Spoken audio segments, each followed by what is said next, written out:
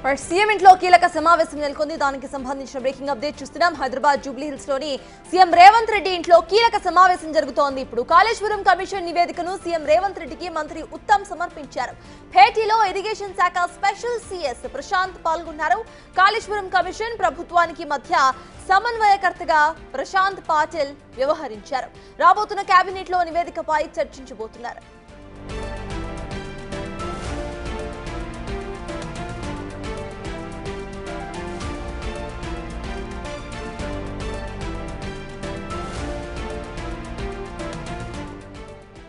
Hyderabad Jubilee hills లోని CM Revanth Reddy ఇంట్లో కీలక సమావేశం జరుగుతోంది.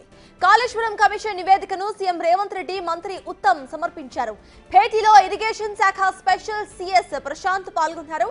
కాళేశ్వరం కమిషన్ ప్రభుత్వానికి మధ్య సమన్వయకర్తగా ప్రశాంత్ పాటిల్ వ్యవహరించారు. రాబోతున్న కేబినెట్ లో ఈ నివేదికను చర్చించబోతున్నారు. దీనికి సంబంధించిన పూర్తి అప్డేట్స్ మా ప్రతినిధి వాసు అందించడానికి సిద్ధంగా ఉన్నారు. వాసు, చెప్పండి. ప్రెసిడెంట్ సీఎం రేవంత్ రెడ్డి ఇంట్లో ఒక సమావేశం జరుగుతున్నట్టుగా తెలుస్తోంది. అయితే ఈ సమావేశంలో కీలకంగా కాళేశ్వరం కమిషన్ నివేదిక గురించి డిస్కస్ చేసుకుంటున్నట్టుగా కూడా తెలుస్తోంది. సమావేశం అనంతరం కూడా మీడియాతో ఏమైనా మాట్లాడే అవకాశం ఉందనుకోవాలా? అసలు అప్డేట్స్ ఏంటి?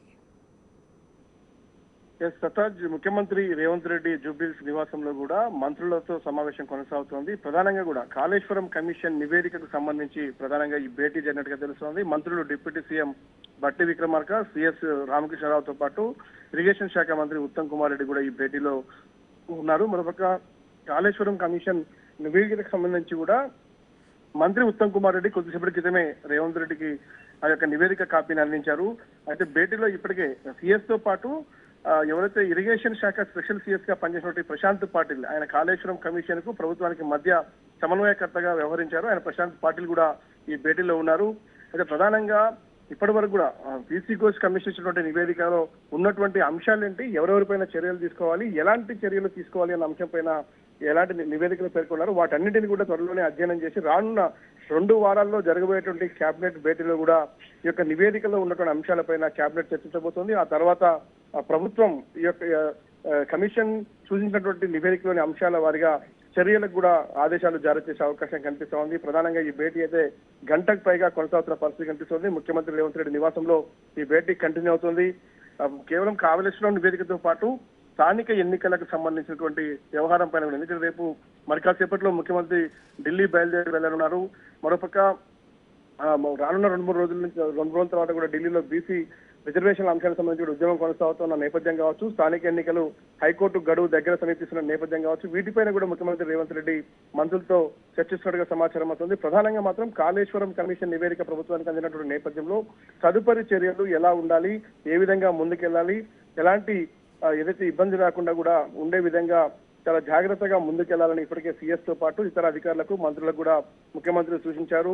దీంట్లో ఉన్నటువంటి అంశాలన్నిటి కూడా గతంలో ఇచ్చినటువంటి ఎన్డీఎస్ఏ నివేదికతో పాటు విజిలెన్స్ నివేదికతో పాటు ప్రస్తుతం ఇచ్చినటువంటి కాళేశ్వరం కమిషన్ నివేదికను కూడా మూడింటిని అధ్యయనం చేసి మొత్తం కాళేశ్వరం కమిషన్ సంబంధించినటువంటి పీసీ ఘోష్ కమిషన్ చైర్మన్ గా ఆయన ఏమని సూచించారు, ఎవరెవరిపైన చర్యలు తీసుకోవాలి. ఎందుకంటే ఎవరైతే గత ముఖ్యమంత్రిగా పనిచేసినటువంటి కేసీఆర్ తో పాటు అప్పటి మంత్రిగా పనిచేసినటువంటి హరీష్ రావుతో పాటు ఈటెల రాజేందర్ని కూడా విచారించినటువంటి కమిషన్ మొత్తం 119 మందిని విచారించింది. ఆ 119 మందికి సంబంధించి ఎవరెవరు ఎలాంటి వాంగ్మూలం ఇచ్చారు, వాళ్ళు ఇచ్చిన వాంగ్మూలానికి అసలు వాస్తవానికి జరిగినటువంటి పరిణామాలకు ఎంత వ్యత్యాసం ఉంది అన్న అంశాలపైన కూడా చాలా కులాంకుషంగా కూడా నివేదికలో స్పష్టంగా పేర్కొన్నటువంటి నేపథ్యంలో కూడా వాటిపైన ఎవరెవరిపైన ఎలాంటి చర్యలకు కమిషన్ సూచించిన అంశం పైన కూడా చర్చిస్తా ఉన్నారు. ఈ చర్చ మొత్తం పూర్తిగా 650 పేజీల ఈ నివేదికను పూర్తిగా అధ్యయనం చేసిన తర్వాత కూడా కేబినెట్ లో చర్చించి తదుపరి చర్యలకు ప్రభుత్వం ఆదేశాలు ఇవ్వబోతా ఉంది. Thank you Vasu. ఇక నిన్న ఉత్తమ్ కుమార్ ఆల్రెడీ భేటీలో పాల్గొన్నారు. అయితే ఇవాళ సీఎం రేవంత్ రెడ్డి ఇంట్లో కూడా ఈ సమావేశం కంటిన్యూ అవుతోంది. కాళేశ్వరం కమిషన్ నివేదికను సీఎం రేవంత్ రెడ్డికి ఆయన అందించారు. ఈ భేటీలో కీలకంగా ఆ కమిషన్ ఇచ్చిన నివేదిక గురించి చర్చించారు. ఇక ఆ తర్వాత కేబినెట్ లో ఈ కమిషన్ కు సంబంధించి నివేదికకు సంబంధించి ఎటువంటి స్టాండ్ తీసుకోవాలో కూడా ఈ భేటీ